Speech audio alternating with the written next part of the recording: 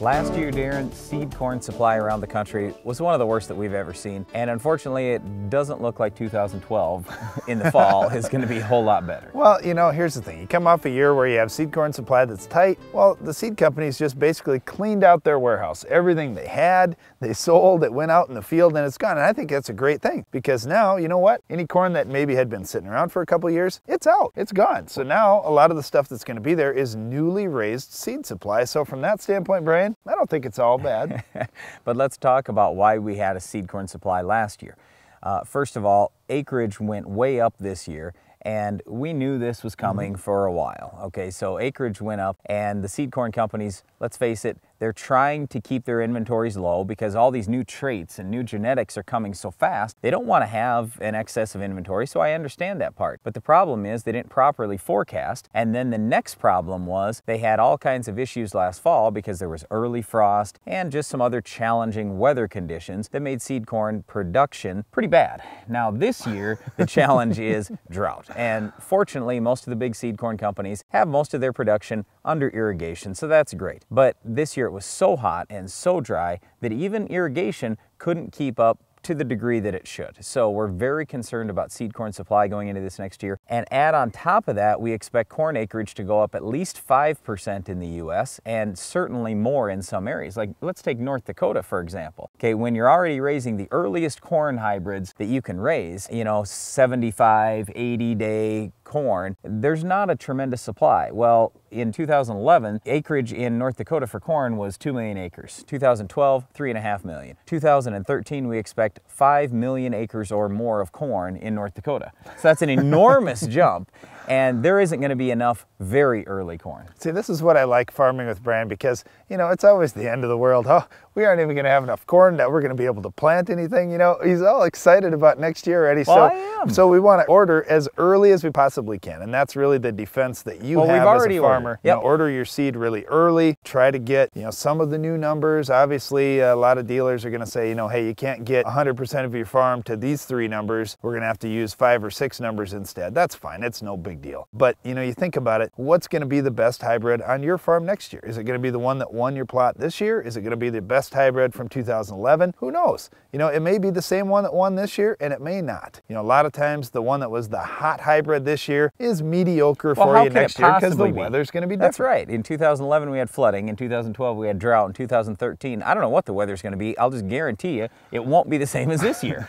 So that's the whole challenge, and that's why we suggest you spread your risk. On our own farm, we won't plant a corn hybrid over 100 or 200 acres. And for 1,500 acres of corn, that means we're probably going to have 10 to 15 different corn varieties we're going to plant, and I'm fine with that. And we're also going to spread the maturity risk. We'll go from 90-day corn all the way up to 105-day corn, 15 days difference in maturity. We'll do that on our farm because, again, we're spreading the risk. And over the years, what our dad has always told us is you just don't want to make big mistakes on the farm. That's how you end up going broke. So I don't want to put the whole farm to one hybrid or even to 2 or 3 hybrids. I want to really spread that out and spread that risk. And sure, I'm going to end up with a dog or 2 in there, but I'm also going to end up with a few really good winners. But the bigger thing is if you do everything else right on the farm, the variety difference is a lot less. Well, I agree with that. There isn't as much of a difference in hybrids if you take away a lot of the stress factors like poor fertility or insect or weed or disease control, those kind of things. Then you really don't have to worry as much about getting the exact right hybrid. Then there's quite a few that are going to work for you. The problem, Brian, is what are these hybrids going to cost us this year? If we have trouble with production again in 2012, wow, tight seed supply means seed corn companies are probably going to raise prices. Well, there's no probably to it. A lot of the seed corn pricing is already out. We've already ordered and paid for the seed that we're going to buy for 2013. Could we make a few changes to that? It's possible. In fact, I'm sure that we will, because the seed corn companies a lot of times have some switch outs. Well, this number didn't make it on germ or whatever the case is. I don't have a big problem with that, but I know that I've gotten most of my stuff locked in. The other suggestion that I would have for you is take the seed early. I remember last March and even last February when we were going around doing a lot of our winter workshops that we do in the wintertime, and I just would ask farmers, how many of you have actually taken all the seed that you need for your farm? And very few had. And that's why a lot of people ended up with a problem going into the spring because they didn't take their seed corn early. And I know you want to let your seed corn dealer hold on to that for you as long as you can. You don't want to have to store it. but get it on your farm. When there is a tight seed corn supply, get the stuff on your farm. Once it's on your farm, you know you've got it. Just having it ordered and even having it paid for like we have already, I don't know 100% for sure I'm going to get it yet. Well, and here's the thing. You know, you say, well, I don't know, there's still risk here and risk there, or maybe I won't get it all planted. You can always return seed corn if you don't get it planted. All you have to do when you're taking that seed corn home is make sure you've got a nice spot where it can stay dry and out of the weather, and also you have to control rodents. One other thing that we should mention, Darren, is this year's a little different than last year in that the seed corn companies knew already in June this year that seed corn supply wasn't quite going to be what they wanted because of the drought. So a lot of them already made plans in South America very early, and that's a great thing.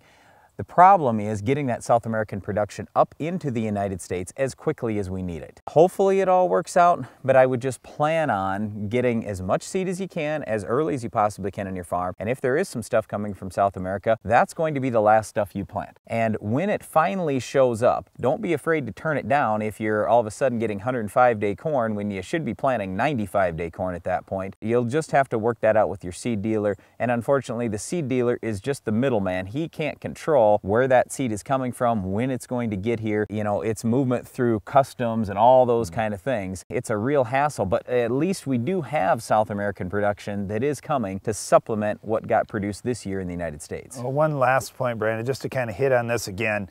There was one hybrid I remember for our farm that we were really excited about coming out of 2011. We said, man, we for sure have to have that. Of course, that was being produced in South America. And so we were waiting for that. And we had a number of our neighbors, same hybrid, did great for them in 2011. They were all excited about this one. Well, guess what? It was the worst hybrid on our farm this year. It had horrible drought tolerance and it didn't work out at all. So don't get all hung up on one number. I know it's easy to do when you see one that's really hot. Don't worry so much about that. Spread your risk out this year, order your seed early, take advantage of those early discounts because seed prices are going up, and be prepared for a good year in 2013. Now, the one thing we do want you to be hung up on when we talk about one number is if it is something specific with your soils or a disease, like Goss's wilt, for example. If we're going to plant some corn on our farm, we've had a history of Goss's wilt, we absolutely have to have Goss's wilt tolerance. If we don't have that, I'm not planting that hybrid in that situation. So if it's just yield that you're looking at, that's one thing, and I don't worry too much about that. A lot of the new numbers that are coming out are great